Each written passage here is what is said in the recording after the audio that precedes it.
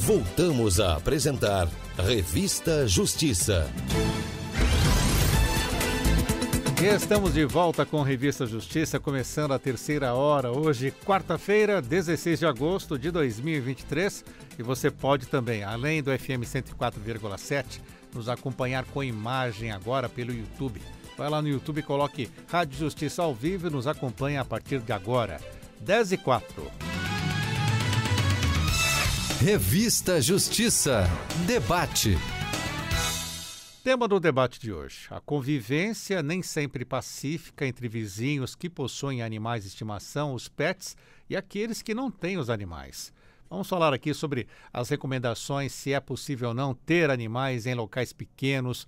Vamos falar sobre questões que envolvem, por exemplo, o adestramento de cães, o direito imobiliário, como trata o tema. Por isso, estamos recebendo aqui em nossos estúdios. Começo apresentando ao doutor Gabriel Chavegatti, advogado especialista em direito imobiliário. Bom dia, doutor Gabriel. Bom dia, Sérgio. É um prazer estar com vocês aqui mais uma vez.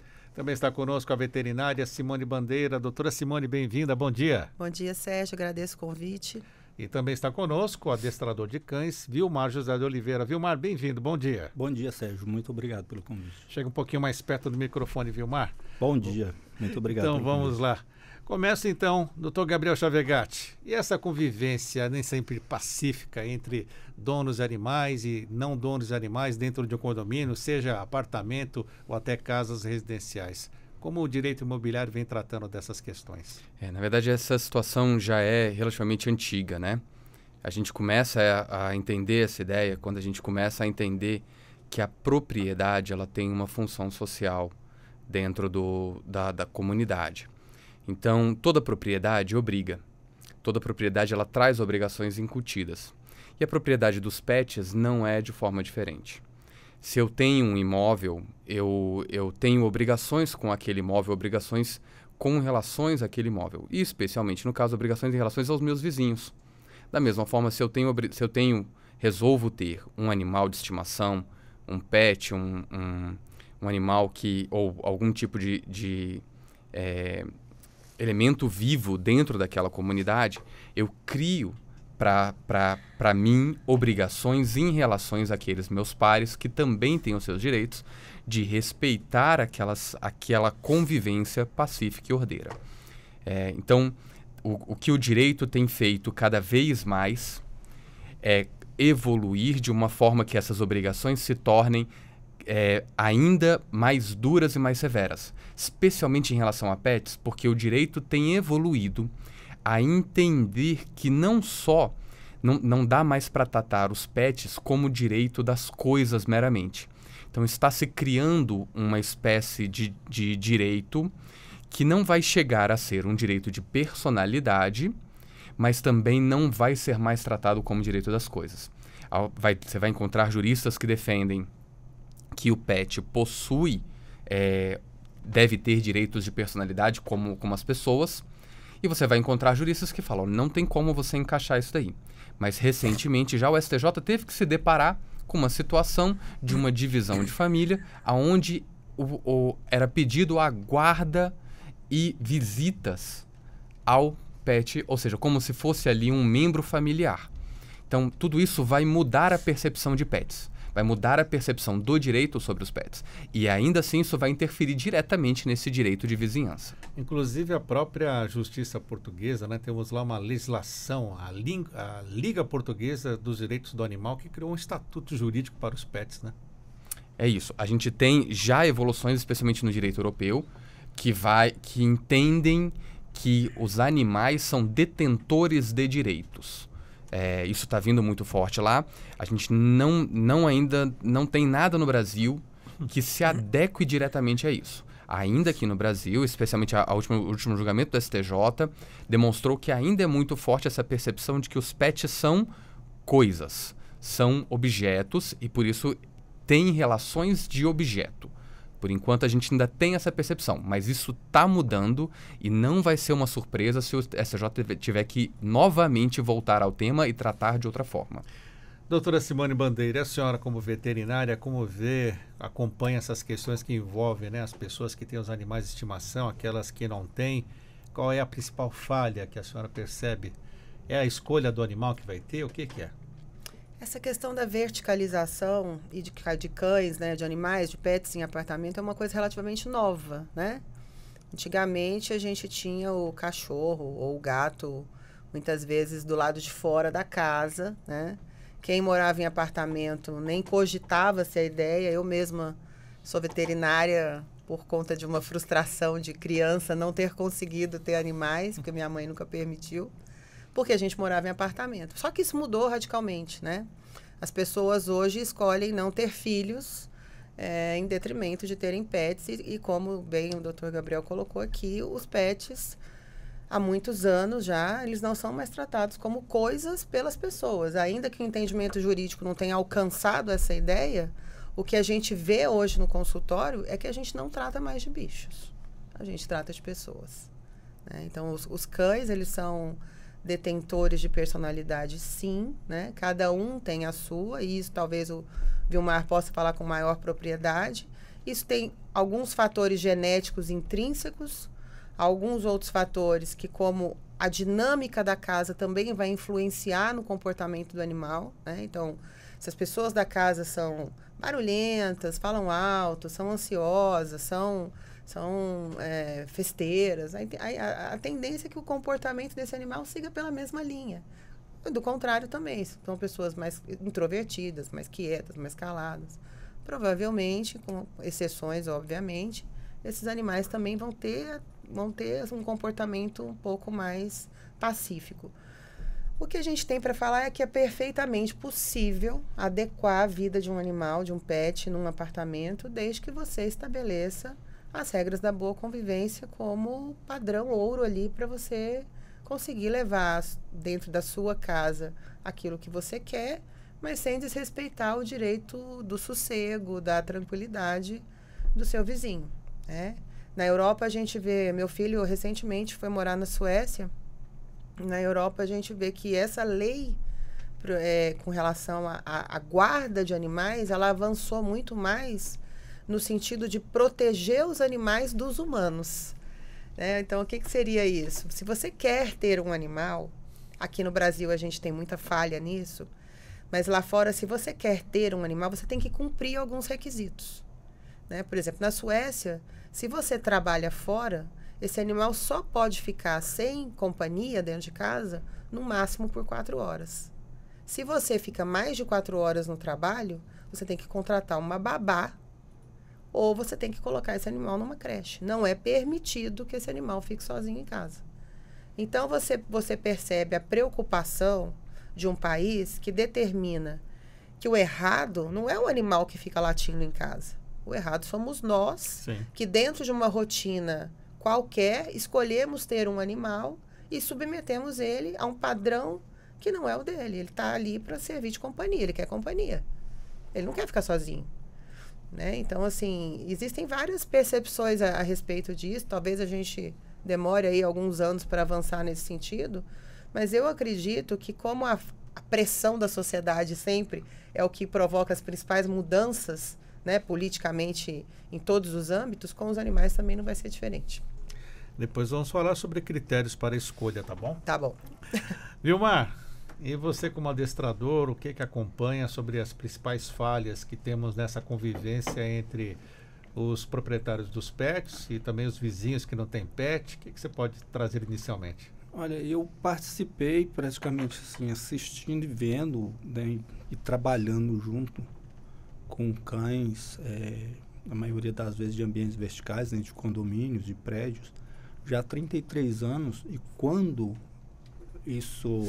eu comecei a trabalhar assim, era necessário, né, uma liminar para se ter um animal de estimação em um edifício.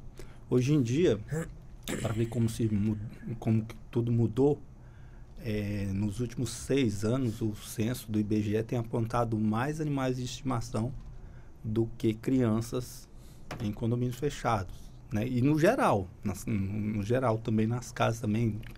E essa mudança aí chegou ao ponto de eu ser muitas vezes ser contratado para dar consultoria para pet places em condomínios fechados, ou seja, Nos últimos anos, a grande parte dos síndicos, eles passaram a adotar a ideia inteligente de solicitar que a pessoa que tem um problema com o cachorro contrate um profissional para auxiliar, um veterinário, um treinador, para que se resolva o problema do cachorro, ao invés de multar. Até alguns anos atrás mesmo, aqui no Sudoeste, teve um problema que um dos moradores do condomínio, que tinha um cachorro, ele estava insatisfeito com a multa, e ele me procurou, e eu conversei com o síndico, conversei com outro morador, e quando ele viu que estava tendo início aquela mudança, né, o trabalho ali com o cão, ele até pediu para que se fosse retirado, pediu para o síndico retirar. Mas o que acontece?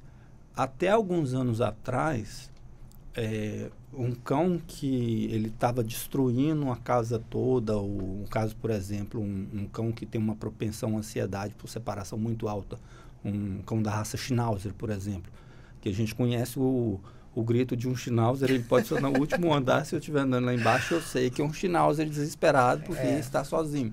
Então as pessoas achavam que aquilo era frescura, que era um cachorro fresco, que não podia ficar sozinho, um cachorro mimado. Mas com o passar dos anos, a ciência ela começou a apontar aquilo como um problema comportamental, uma angústia por separação, né, que é vulgarmente chamado de ansiedade por separação. E muitas vezes nos próprios grupos de WhatsApp dentro dos condomínios, as pessoas começam a comentar e falam, olha, o seu cachorro ele tem um problema, né? Só que muitas vezes quem não tem o cão se sente incomodado, né? Embora atualmente, se eu pegar tem um condomínio aqui na beira do lago, aqui próximo, aqui, fala até o nome aqui, o Lakeside, eu ia escondido, treinar cachorro escondido lá dentro, a pessoa não podia nem falar para ninguém que tinha um cachorro. Hoje em dia tem um pet place lá dentro, né, para ver como que as coisas mudaram.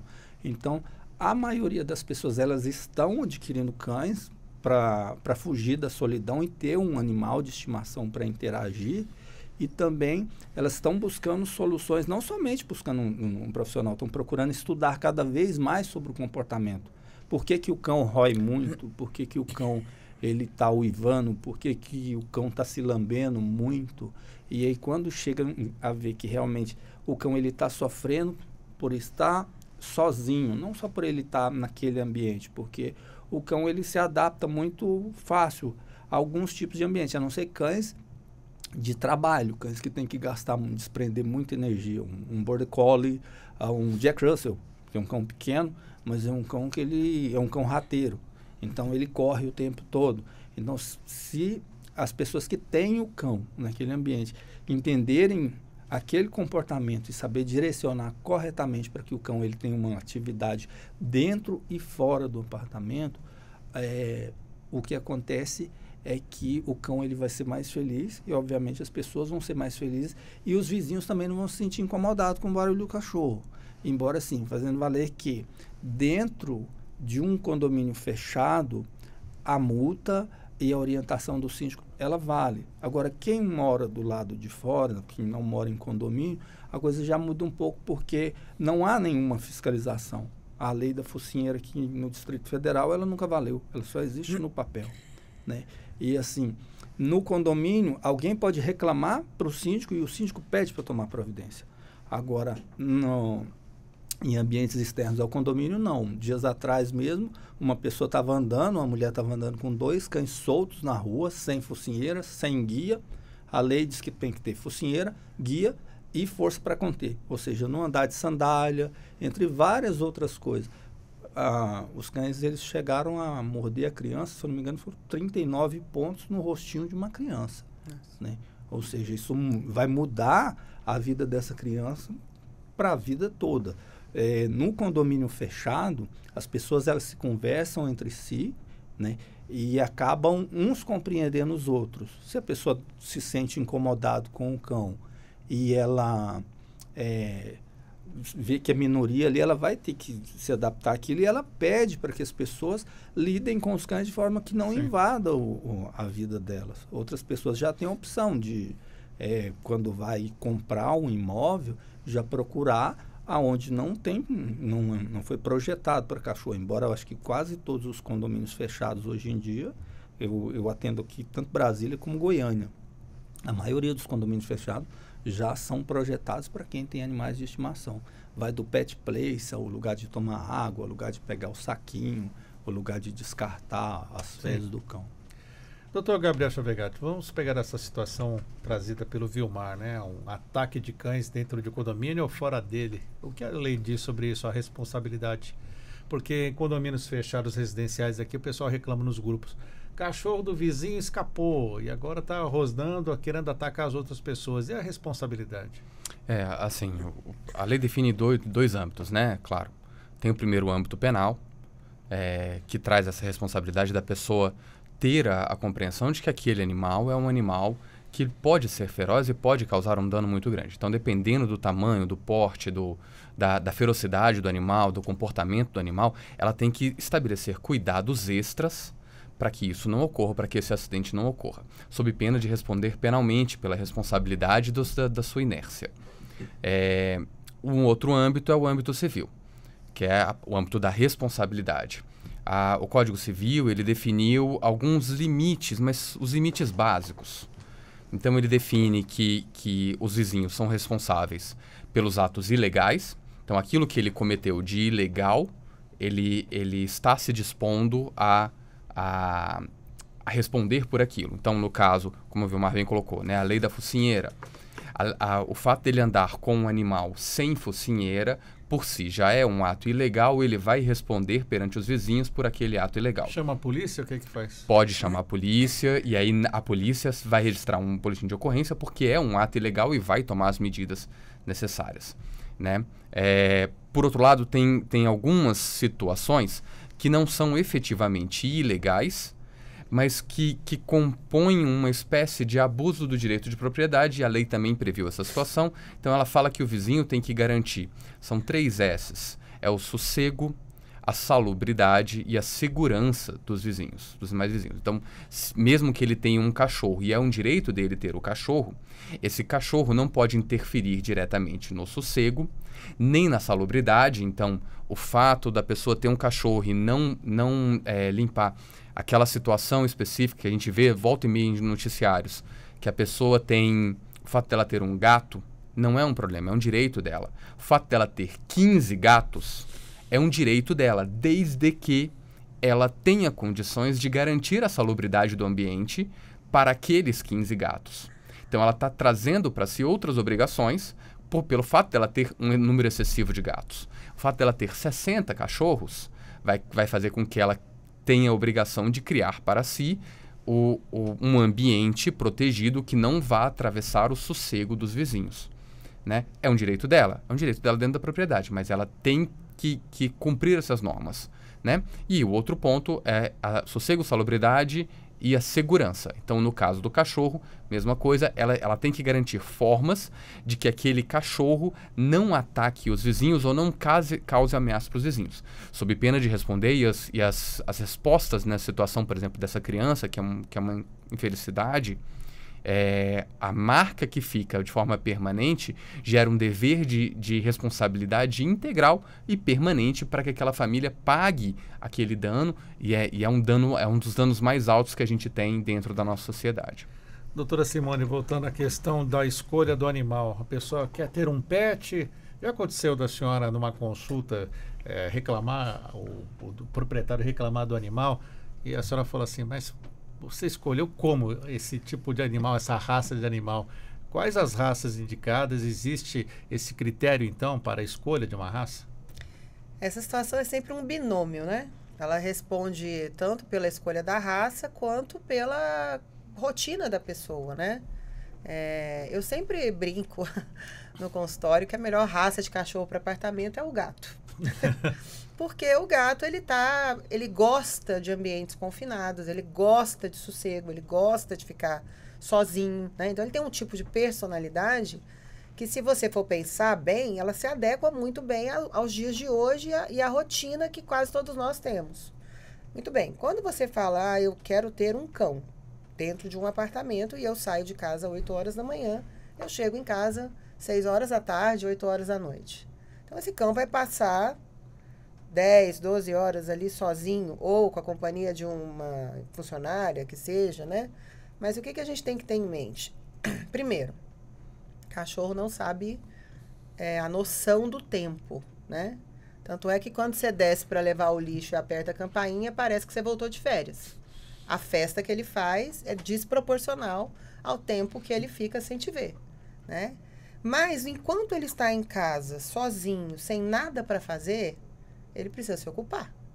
Ele vai dormir um pouquinho, ele vai cheirar um pouquinho, ele vai explorar o ambiente. E dali a pouco o tédio vem com força, né?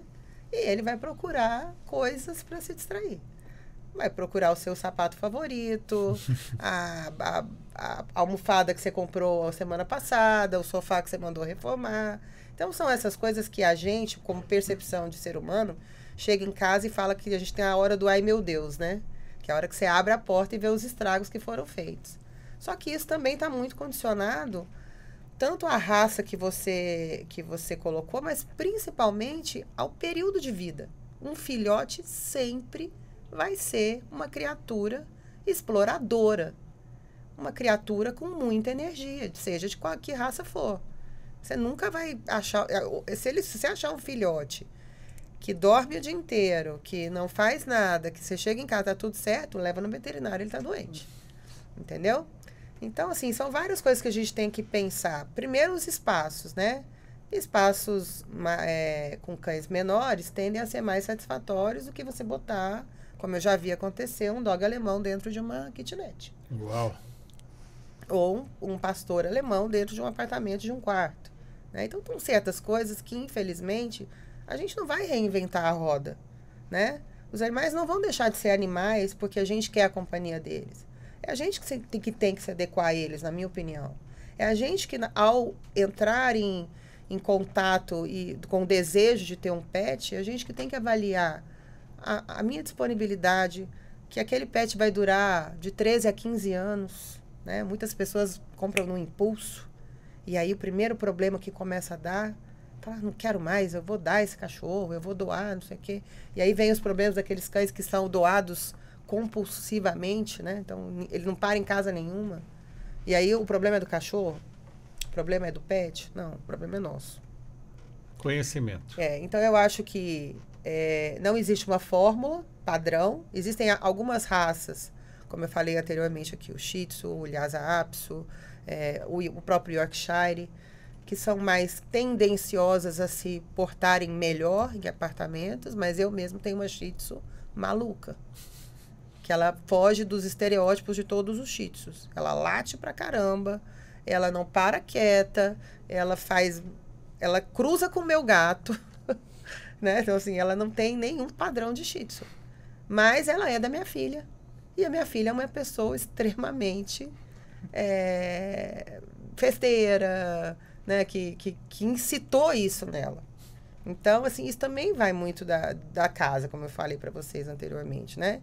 Então, assim, eu acho que tinha que ser obrigatório, se você não tem condição de contratar um adestrador, que você tenha conhecimento sobre adestramento. Porque quase tudo se resolve a partir do adestramento. Se resolve mesmo, Vilmar? Aquele cachorro que fica latindo quando o dono sai, aquele que rói, aquele que cava no quintal de uma casa. A maioria dos casos a gente consegue trabalhar isso, como a Simone acabou de dizer aqui, desde que a pessoa que tem o cão, ela tenha consciência de que tudo é aprendizagem. Principalmente quando se trabalha um cão de forma motivacional e cognitiva, ou seja, através de reforço positivo. Por quê? Porque as pessoas reforçam positivamente comportamentos nos cães todos os dias. Eu vou dar um exemplo aqui, Sérgio. O que você perguntou, por exemplo, o cão que late. Às vezes a pessoa saiu, já desde filhotinho, colocou o filhotinho num cantinho, no apartamento lá, apagou a luz, o cachorro latiu, ganhou qualquer coisa, acende a luz, volta lá e corre. Ele associa. Quer dizer que se eu latir, vai vir alguém aqui. Então, vai sair, fecha a porta, o cão late, a pessoa volta. Então, uma das primeiras coisas que a pessoa tem que tomar consciência é de não reforçar comportamentos indesejados no cão. E são vários. Com relação a cavar, os cães, eles têm que cavar. Mas existem hoje em dia desde brinquedos excelentes de várias marcas diferentes uma da outra, brinquedos de qualidade. Inclusive tem uma empresa no Brasil, né, que produz brinquedos para cães que são similares ou melhores do que os que tem no estrangeiro. Então, o mercado pet ele evoluiu muito aqui. Nós somos o segundo maior mercado pet do mundo aqui no Brasil. Então, Primeiro qual que é? O primeiro é Estados Unidos. Então, se você, por exemplo, você não quer comprar um brinquedo e você colocar os petiscos ou a ração do cão dentro de um coco, por exemplo, ele vai cavar o coco verde. Mas ele precisa cavar, né? O cão ele precisa lamber. Se ele não tiver, por exemplo, que seja um picolé de batata doce com a própria ração, coloca faz um picolézinho e deixa para o cão ficar lambendo, ele é ansioso, ele vai lamber as patas, isso pode dar uma feridinha e vai só piorando. Geralmente cães que se lambem muito, se for medir os níveis de cortisol, que a Simone pode até falar sobre isso, vão ver que estão altos, isso aí vai resultar em problemas de saúde no futuro, né? Eliminação inadequada, que é uma das áreas que eu mais atuo, por exemplo, xixi e cocô no lugar certo. A maioria das vezes são sintomas, o cão ele está fazendo no lugar errado, pode ser por ansiedade, né? Então ele começa a fazer para todo lado, mesmo adulto. E dentro dessa parte de ansiedade que a Simone estava falando sobre a Shih Tzu dela é totalmente diferente. Não existe nenhuma raça de cão que não possa ficar agressiva. Atualmente nós temos o Cavalier King Charles, que é um cão mais dócil que eu já vi, assim, de ter contato. Maravilha. Mas a ansiedade por separação, ela pode causar agressividade canina. Ou seja, um cão ansioso por ficar só, ele pode ficar possessivo e pode causar agressividade. Então, ele pode vir a morder pessoas em condomínio e um problema da falta de prevenção. 10 anos atrás, quando eu comecei a falar sobre educação de filhote, para educar desde filhotinho para evitar problema comportamental no futuro, na época, enriquecimento ambiental e educação de filhote era um tabu, trabalhar com prevenção, né? Isso para responder a sua pergunta, por exemplo, pode fazer o cão parar de roer, parar de ficar uivando com enriquecimento ambiental e o treinamento adequado, pode conseguir isso. Só que assim, a janela de socialização de um filhote, por exemplo, ela fecha com 120 dias. Como assim? Explica direitinho. Porque o adestramento pode ser feito a partir de quando? Quanto mais jovem, melhor. A partir do momento que chegou na casa, com 45 dias, já pode começar a trabalhar, né? E a janela de socialização, ela vai fechar com 120 dias. Dependendo da raça. Eu, por exemplo, eu já entrei na ala de oncologia do Hospital de Apoio aqui de Brasília, num projeto que eu fiz parte como voluntário de terapia assistida com cães na ala de oncologia, e era uma América Staffordshire, se eu não me engano era até paciente sua, né, Simone? Pandora. Então quem via aquele pitbullzão entrando para dentro, subia na maca, todos passavam a mão na cabeça do cachorro, um doce. Mas começou a ser trabalhada filhotinho, porque é parecido com o caso de uma criança. Se for pegar uma criancinha e der todas as vacinas para depois levar para a rua, ela vai ter um problema de socialização e de convívio com pessoas. O cão também é a mesma coisa. Só que o cão fecha mais rápido essa janela de socialização. Então, quanto mais tempo, enquanto está tomando as primeiras vacinas, pode estar numa bolsinha, pode ver 300, 400 pessoas. No shopping, no condomínio. Brasília, atualmente, é uma cidade pet friendly. Pode ir no metrô e andar, não pode ter contato com outros cães, principalmente cães em risco, mas pode andar com esse cão para todo lado. Então, pode-se evitar que esse cachorro saia destruindo coisas e fique ansioso através de socialização e direcionar o que o cão pode roer, o que o cão pode cavar, o que ele vai lamber. Digamos aqui, uma mulher, ela que mais causa ansiedade de cachorro, principalmente quando ela vai se arrumar. Ou seja, chuveiro, cheio de shampoo, cachorro, aí ela vai sair. Aí, tá escovando o cabelo. Ela vai sair. Vai só confirmando. Perfume. O cão sabe a diferença de um desodorante esportivo, para quando vai na academia, quando vai na academia ou vai ficar em casa mesmo fazendo alguma coisa, ou quando é um perfume que vai sair.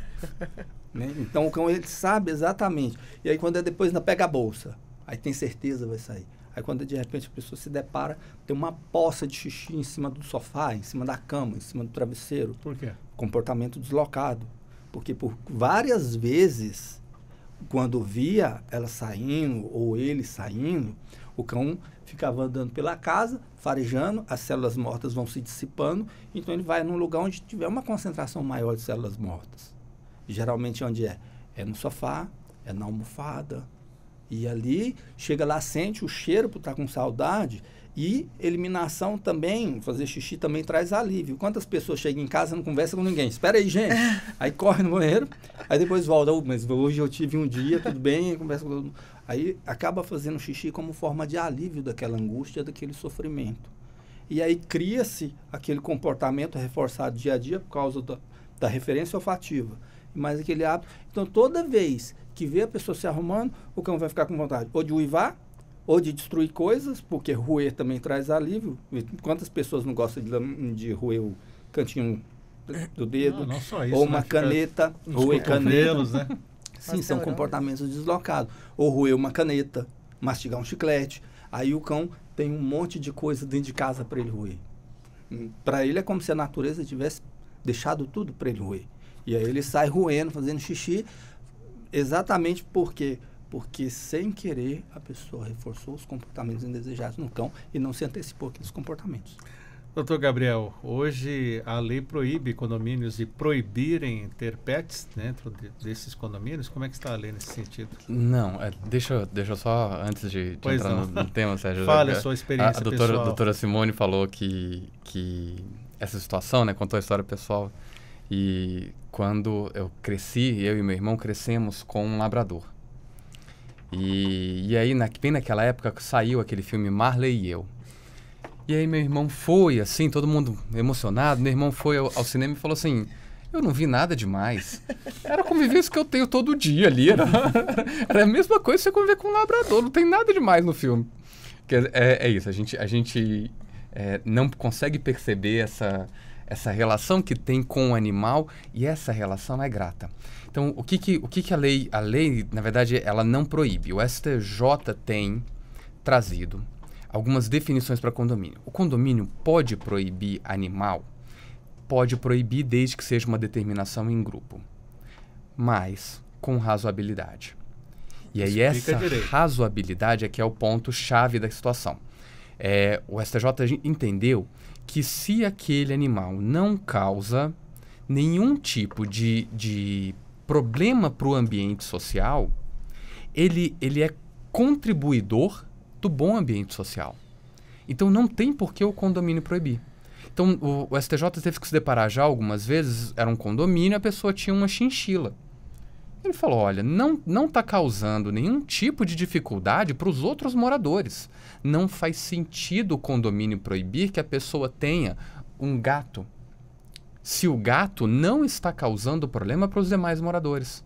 O gato não interferia dentro daquela comunidade. Então não faz sentido esse tipo de proibição. Isso no caso de apartamentos, né? Porque condomínios residenciais, grupo de WhatsApp com reclamação de gato do vizinho que vai lá furar um saco de lixo, que vai lá provocar outros prejuízos, né? É isso, mas aí entra o trabalho, inclusive do adestrador, como o Vilmar bem colocou, de criar um ambiente que seja um ambiente nutritivo para aquela convivência. A convivência, e isso é um ponto que os tribunais estão entendendo cada vez mais, nós somos seres sociáveis. Nós aprendemos em sociedade. E esse convívio com os animais, ele é grato para nós também. A doutora Simone e o Vilmar vão conseguir colocar isso com mais capacidade do que eu. Nós crescemos através desse convívio. O Vilmar estava colocando essas sensações de ansiedade que o animal tem são em nós também resultados desse comportamento que nós nutrimos, que nosso comportamento... Ele estava comentando que muitas vezes nós não conseguimos reforçar isso. Às vezes a gente não consegue confirmar isso os nossos filhos, que conseguem compreender um bom diálogo, mas com os animais, ainda mais. Mas esse comportamento, essa convivência, ela é saudável. Ela cria, tanto é que os tribunais já entenderam, e os psicólogos têm reforçado isso, que você tem, muitas vezes, animais são tidos como animais de companhia, que são animais que vão trazer naquela pessoa benefícios tão grandes, né, de apoio psicológico, que vai possibilitar que aquele animal tenha uma relação quase de dependência, fazendo com que essas regras, a proibição do animal no condomínio, a proibição do animal no avião, na parte da cabine do avião, isso tem que ser relativizado. Porque a convivência daquele ser humano que tem dificuldades com aquele animal é positiva. Rapidinho, Vilmar, falamos dos gatos. É possível adestrar gato? Gato é possível, doutora? O que vocês me dizem? Os gatos, eles aprendem. A minha filha mesmo, ela tem um gato, que o nome dele é Gato. e ele busca coisas para ela, ele senta, ele faz umas coisinhas. Mas lembrando assim, que o tempo de convivência do cão com o homem é bem diferente. O gato é bem mais recente. Então não existe aquela interação como o cão. O cão é um cão de serviço, começou a acompanhar o homem há milhares de anos. A gente vê, existem, né, como o doutor estava falando aqui, sobre a questão de cães na cabine de um avião. Existem cães que são funcionais, né? O gato, ele não tem funcionalidade, a não ser para caçar o rato. Embora um gato não é mais rápido do que um terrier para matar rato. Enquanto um gato conseguir matar, ele vai ficar brincando com o gato até matar. Um Jack Russell ou um Mini Bull Terrier vai matar 200, 300 ratos de uma vez num cercado. Existem campeonatos existe até uma modalidade esportiva que o cão não mata o rato, chamado barn hunting, nos Estados Unidos, que eles levam o cão para se divertir caçando. E o rato fica bem seguro dentro de uma gaiolinha de aço, de tubo de PVC.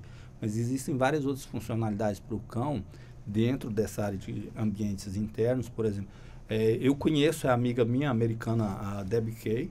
Ela criou um método de trabalho com cães de faro. Agora ela está aposentada, ela trabalhava na Marinha Americana com cães de cadáveres.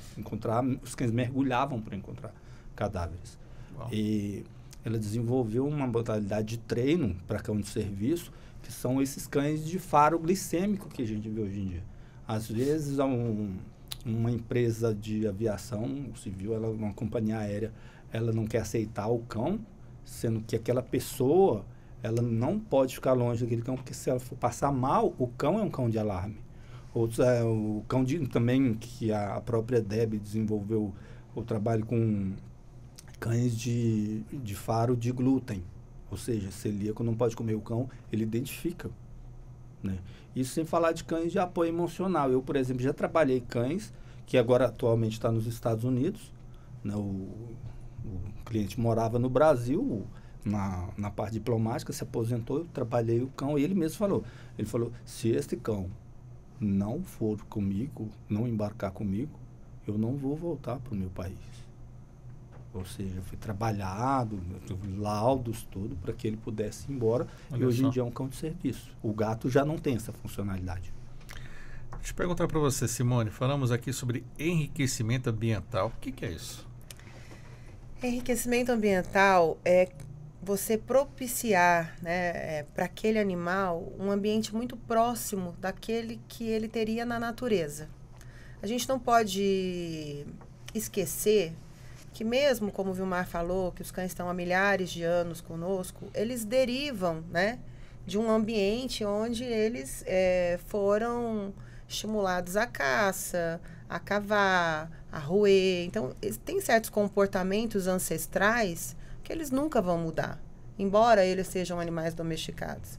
Então, o enriquecimento ambiental, ele não é só para pets. Hoje ele funciona no mundo como uma premissa de bem-estar, né?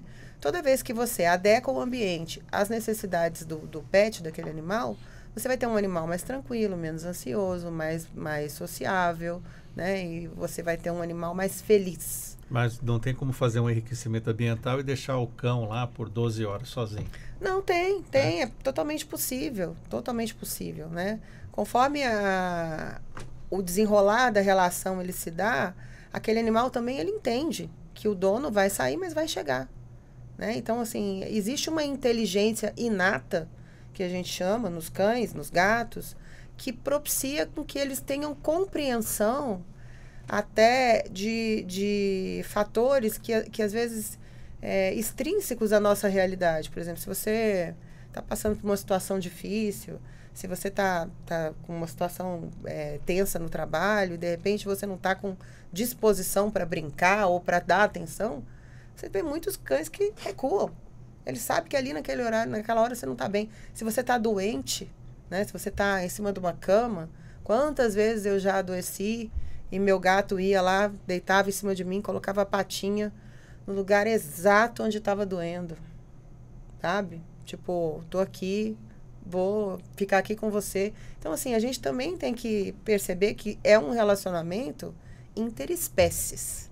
Sim. Muito poucas vezes a gente se lembra disso. Ou a gente quer humanizar os animais, ou a gente quer se comportar como animais irracionais. Nenhuma das duas coisas vai dar certo. Nunca. Né? Um cão nunca vai deixar de ser um cão, um gato nunca vai deixar de ser um gato. E na sua clínica, quais as principais doenças que esses animais chegam e você detecta? Que é essa questão do local onde ele vive, muito tempo sozinho, lugar pequeno. Quais as principais? Não existe uma doença principal, mas eu diria para você que a doença que a gente mais vê hoje em dia é realmente a ansiedade de separação. Né? É essa ansiedade onde a pessoa dá para o animal uma função que ele talvez não quisesse ter. O que eu quero dizer com isso? O animal, o cão principalmente, ele é um animal de matilha. Ele precisa de um líder. Se você não estabelecer a liderança, ele vai estabelecer. Então, de repente, não é você que tem o cachorro, é ele que te tem. E isso vai criar nele... Isso também? O gato é isso. O gato é isso, Eu tinha um professor na faculdade que ele falava que a diferença do cão e do gato era que o cão olhava para você e falava: você me alimenta, você me dá abrigo, você é Deus. O gato olhava para você e falava: você me alimenta, você me dá abrigo, eu sou Deus. Entendeu? Eu brinco que ninguém tem um gato, é o gato que tem a gente, né? Eu mesmo divido o apartamento com um e sou super feliz. Mas então, voltando, essa ansiedade de separação é principalmente provocada por esse deslocamento de papéis, onde a dependência emocional daquela pessoa faz com que esse animal se sinta extremamente sufocado com um comportamento que ele não sabe lidar. E aí isso pode ter reverberações dermatológicas, na hora da lambedura de patas, de uma atopia, entrar num distúrbio autoimune e até câncer, por incrível que pareça. Não é incomum você ter tutores que tiveram câncer e que passaram pelo tratamento quimioterápico e cirúrgico e meses depois o animal desenvolver a mesma doença. Eu conheci até um cachorro de apoio psicológico também. E esse cachorro, por exemplo, se ele ficar sozinho, ele quase se arranca as próprias unhas. Tanto que ele fica ansioso. Existe isso mesmo? Existe. Existe uma pesquisa, só para a gente falar rapidamente nesse assunto, do Rupert Sheldrake, que é um biólogo inglês, que ele estuda os campos mórficos, os campos que a gente não enxerga, os campos quânticos, os campos energéticos. Existe uma comunicação entre animais e pessoas telepática. Quando você está na rua e você decide ir para casa, o seu cão, o seu pet, ele já sabe que você está indo. Se você tiver uma câmera em casa e uma câmera te acompanhando, e no exato momento você tiver 2 observadores, vou para casa, acho que eu vou para casa. O seu cachorro, ou também o seu gato, ele vai mudar o comportamento. Ele já sabe que você está chegando. Às vezes a pessoa fala assim, ele conhece o barulho do motor do meu carro. Não, ele não conhece o barulho do motor do seu carro. Não tem como ele no 12º andar saber que você está chegando e ir para a porta te esperar. Ele conhece, ele consegue essa comunicação telepática. E isso abre muito campo para muita pesquisa, que a gente ainda vai descobrir muitas coisas através dessa interação entre homens e animais, que vai mudar, inclusive, o paradigma de como a gente enxerga os animais. Doutor Gabriel Chavegatti, essa questão, voltando à questão jurídica, que temos o cachorro que fica latindo muito, fica uivando por longas horas, quais os poderes do síndico nessa situação para coibir isso? A situação do síndico é sempre muito complicada. Primeiro ele tem que observar se realmente aquele cachorro ele não está adequado para conviver naquela comunidade, ou se o proprietário, né, não está de alguma forma contribuindo para isso. Vou fazer aqui uma brincadeira com o que o Vomar estava colocando, mas o melhor caminho é o síndico fazer o reforço positivo dos condôminos. Então, não é através... Não, eu tô brincando. A ideia do reforço positivo é aquilo que a gente faz para treinamento, né, para o adestramento que o Vomar estava colocando, que é o adestramento de você... você adestrar os condôminos. Ele tem que adestrar os condôminos, mas o que eu quero dizer assim, eu tô brincando. O ideal é que ele, no meio daquela comunidade, ele estabeleça normas positivas de bons comportamentos e não parta para o reforço negativo, que seria a multa. A multa tem que ser a última opção. A multa não resolve a situação. A multa, enfim, é uma opção que ele tem, é um instrumento que ele tem de uso, mas é um instrumento de coação, é um instrumento de coerção daquele comportamento, e em algum momento ele vai gerar uma situação onde a multa não vai mais resolver, e aí aquela pessoa não vai se sentir confortável de continuar com aquele pet e vai gerar um complicador para aquela situação. Então, a pessoa, em geral, né, ela já tem o pet, ela se muda para aquele condomínio, o pet dá problema, ele resolve por aplicar a multa não resolve e colocou aquele morador em uma situação, uma sinuca, porque ou ele se desfaz do pet ou ele muda de localidade, e aquilo vira um complicador geral para aquela pessoa. E isso aí vai parar nos tribunais, porque, claro, todos aqueles reforços negativos não deram certo. O ideal para o síndico é que ele crie dentro daquela comunidade oportunidades da pessoa. Olha, então, como o Vilmar colocou, cria um pet place dentro do condomínio, se isso é possível. Ou favorece as pessoas a criarem ambiente de comunidade, verifica quais os vizinhos está disposto a dependendo, cuidar daquele animal para outra pessoa. Isso aí, em ambiente, dentro dos grupos de condomínio, se a pessoa pergunta, gente, olha, tal animal do 200 tal tem um problema de separação. Tem alguém que se dispõe a ficar com ele do horário tal a tal? Vira business isso aí, né? Vira business, vira um negócio. E hoje você tem negócios, você tem aplicativos que trabalham com esse sistema de cuidados, de daycare, né? Tanto daycare quanto pet sister, né? Que eles chamam, que é essa percepção de que pode se estabelecer dentro daquela pequena comunidade fatores que funcionem melhor do que as opções de instrumentos que o síndico tem, que é a opção que a lei dá, né? Que é a multa e, eventualmente, a retirada daquele animal, a proibição, uma ação comunitária que obrigue aquele morador a se desfazer do pet ou sair do ambiente. Eu até me lembrei de uma cena que eu vi em Buenos Aires dos cachorreiros, né? A pessoa assim com vários animais nas duas mãos indo passear. É uma forma também, né? Vilmar, e essa questão do cão latindo quando o dono sai, tem adestramento para isso? É possível ou não? A primeira coisa que a gente tem que ver é o tipo de cão que a pessoa tem. Existem cães que a tendência deles já vem na genética, tá? E foi desenvolvido para latir. Se a pessoa não quer um cão que late muito no apartamento, ela tem duas opções. Opção A, comprar um cão mais tranquilo, mais silencioso. Opção B, mas a minha paixão é por um Dachshund, aquele salsichinha que das 24 horas do dia ele vai latir 18, né? É um cão que trabalha em tempo integral, né? Então, para que esse cachorro ele não venha a latir muito, o desejável é que a educação dele comece logo nos primeiros dias de vida. Eu tenho cases de sucesso aqui em Brasília de Dachshunds que são uma maravilha, mas começaram logo com 45 dias, já começou a educação. Agora, se o cão já late muito e já é adulto, aí não é um trabalho de adestramento, é um trabalho de contracondicionamento.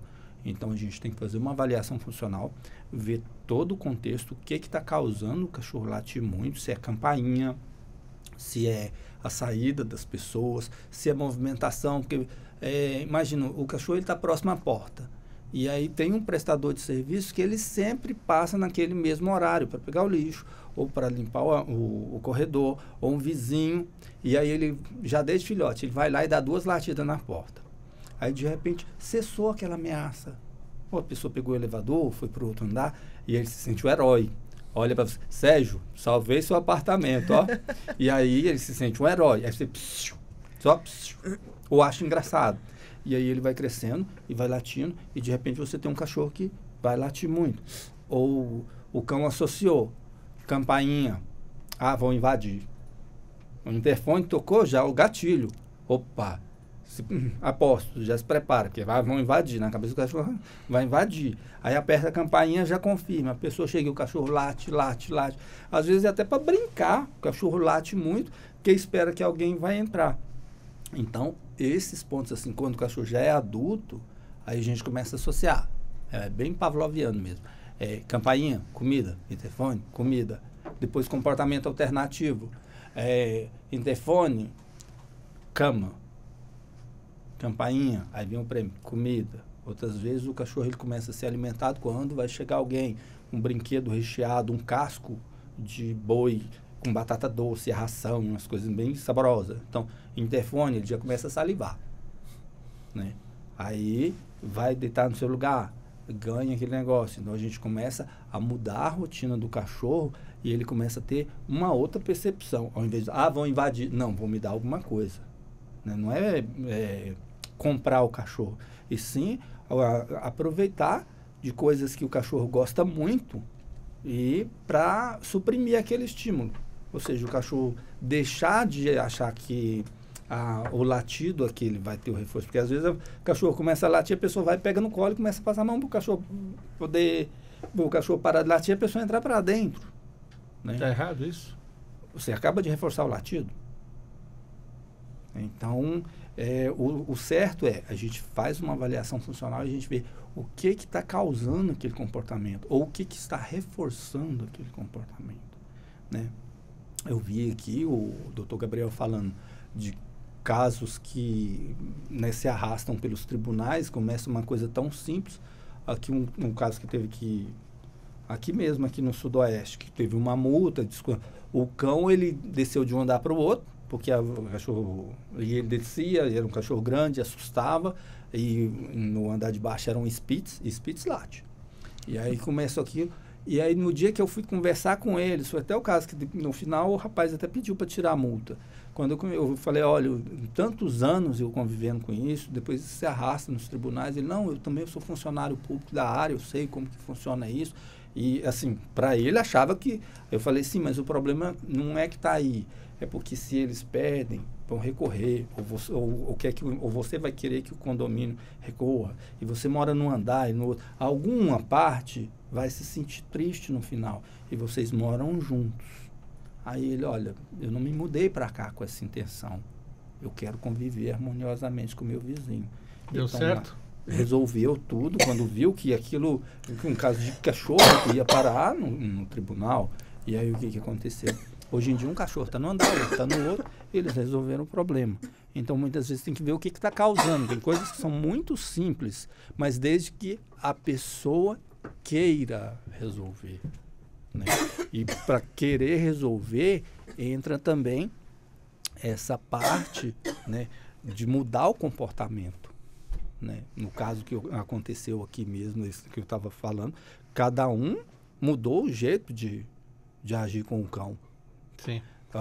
Você quer que o cachorro pare de latir, você tem que ver como que você está reforçando aquele comportamento para que ele pare. Brigar com o cachorro não vai adiantar, porque tem cachorro que pensa que o nome dele é sai. Ou desce daí. Porque fala e o cachorro pensa que desce daí. Quando chega e começa a treinar o cachorro, seu nome é Rex. Aí o cachorro se encontra. Aí eu pensava que era desce daí. Porque as pessoas só falam, desce daí, para descer do sofá. Ou sai daí, ou para. O cachorro está latindo, para. E de tanto falar aquilo, o cachorro pensa que é o sobrenome dele. Muito bem. Infelizmente, o nosso tempo já está acabando. Quero começar agradecendo a participação do advogado Gabriel Chavegatti, advogado especialista em direito imobiliário, falando sobre essa convivência nem sempre tão pacífica entre os donos de pets e também os não donos de pets. Doutor Gabriel, quais as suas considerações finais? Obrigado por ter vindo aqui, mesmo aí com a interdição da Esplanada dos Ministérios. Não, é um prazer, Sérgio. E a interdição dá um pouquinho de trânsito, mas ela tem uma motivação muito importante, né? Sim. É fundamental a gente pensar sobre as situações das mulheres trabalhadoras rurais, e a Marcha das Margaridas é um evento bonito e necessário. Eu que tenho que agradecer, é um prazer estar aqui, é um prazer estar com pessoas tão gabaritadas, e agradecer à Rádio Justiça por abrir esse espaço para falar de temas que são tão contemporâneos e ao mesmo tempo tão capciosos para o direito. O direito, o direito ele anda a passos lentos, porque ele precisa ter segurança no andar, né? Então, ele muitas vezes a gente tem uma dificuldade de se encontrar dentro desses novos movimentos sociais, como a importância dos pets, mas ao mesmo tempo a gente sente que o direito caminha para a percepção cada vez maior da importância, né, da convivência com animais, da convivência pacífica entre pessoas. Então, é muito grato, parabéns para a Rádio Justiça por abrir esse espaço com profissionais tão gabaritados. Agradeço então também ao adestrador de cães, Vilmar José de Oliveira. Vilmar, obrigado por estar conosco e trazer também seu conhecimento.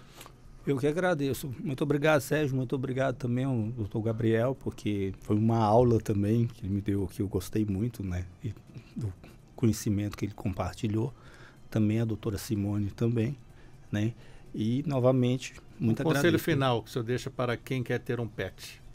Olha, a primeira coisa, quem tem oportunidade de, antes de ter o cão, já começar a estudar e ver todos os prós e contras, né? Já agir por antecipação. Quem já tem um cão, hoje em dia existem muitas fontes de conhecimento, até mesmo na internet, desde que procure ver coisas que são minimamente aversivas e não intrusivas para o cão. Porque na maioria das vezes, punir o animal de forma física só complica mais ainda a situação. Muito bem, infelizmente a doutora Simone Bandeira, veterinária, teve uma crise de tosse, se ausentou aqui do estúdio, mas acredito que vai dar tempo dela se despedir. Doutora Simone, vamos aqui para as despedidas e as considerações finais. Tem uma crise de tosse inesperada aqui, a nossa primeira aqui na Rádio Justiça. Doutora Simone, muito obrigado por estar conosco. Eu que agradeço o convite. Eu acho que o que eu tenho para dizer é que uma forma simples de você conduzir uma relação com o cão, principalmente, já que o gato não é muito afeito a obedecer, é que o cão ele não entende variáveis. Ele entende o sim e o não. Ele não entende o talvez, hoje pode, mas só agora, só um pouquinho. Então, aquilo que você quer de comportamento para o seu cão, ele pode sempre. Aquilo que você não quer que ele faça, ele não pode nunca. E quando você leva isso adiante, você tem vamos dizer assim, uma educação mais prazerosa. Muito obrigado mais uma vez, doutora Simone. 11h01, Revista Justiça vai ficando por aqui. Quem está chegando agora é a Ariana Fonseca com mais um Entretexto. Um ótimo dia para você e até amanhã.